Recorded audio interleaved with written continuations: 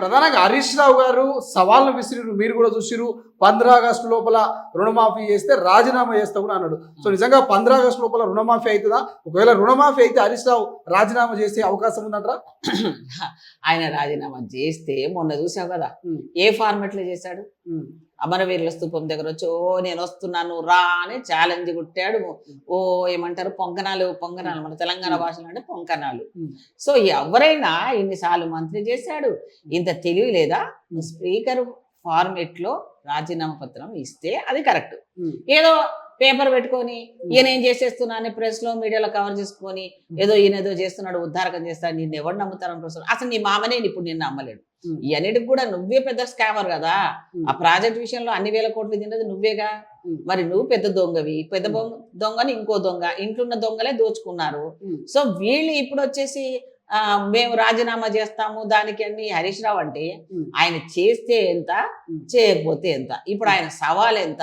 వాళ్ళ గవర్నమెంటే లేదు, వాళ్ళ లెవెల్లో చేసిన తప్పులకు ఎవరెవరు లోపల పోతారన్న దానికి వాళ్ళు తీసుకున్న మాటకి ఏమన్నా వాల్యూ ఉందా? మేమైతే పట్టించుకోవట్లేదు. ఆయన లోపల లోపలికి వెళ్ళే అవకాశం ఉందా? ఎందుకంటే ఫోన్ ఏదైతే ఫోన్ ఎంక్వైరీకి సంబంధించి ఫోన్ డేటా అదంతా కూడా మొబైల్ డేటా కాల్ రికార్డింగ్ సంబంధించి అంతా చూసినాం మనం.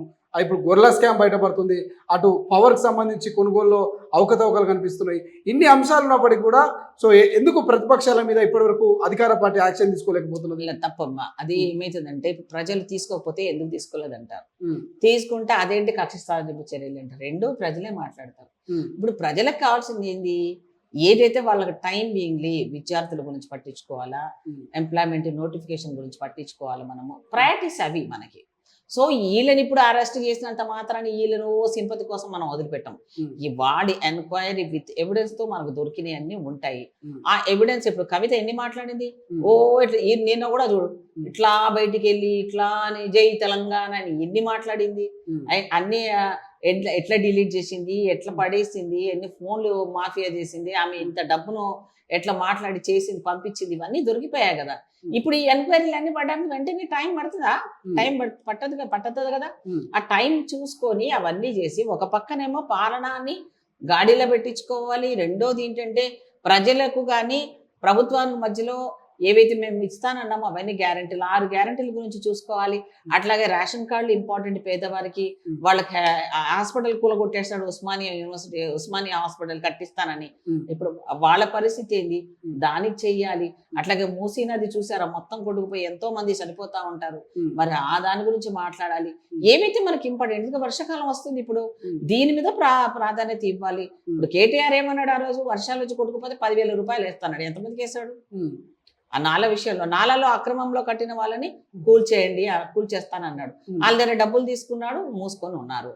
ఎంతమందిని సినిమా రంగం వాళ్ళ దగ్గరికి వెళ్ళి. మీరు పుష్పల్లి గారు మీరు అధికారంలో ఉన్నారు, నిజంగా అక్రమంగా నిర్మాణాలు జరుగుతున్నటువంటి గ్రేటర్ హైదరాబాద్ లో మీరు కూల్చివేతలు మొదలు పెట్టినట్టేనా? మొదలు పెడతారా? అక్రమ నాలాలు కావచ్చు, అక్రమ రోడ్లు అన్ని దానికి ఎవరు అతిథులు కాదు. వాళ్ళు చెప్పారు, చేయలేదు.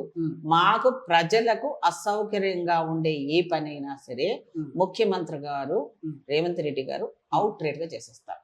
ఎందుకంటే ప్రజల కోసం కదా మనం చేయాల్సింది, మన ఇంటి కోసమా?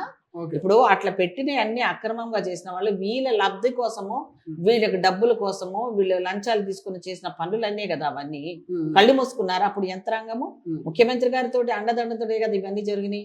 అక్రమాలు లేఅవుట్లు వేసినా, నాలల్లో కట్టినా, రోడ్ల మీద ఆక్యుపేషన్స్ చేసినా, 1 ఇంచు కూడా కొంచెం అంటే కూడా పక్కింటి వాళ్ళు గొడవ పెట్టి కంప్లైంట్లు ఇస్తారే గతంలో.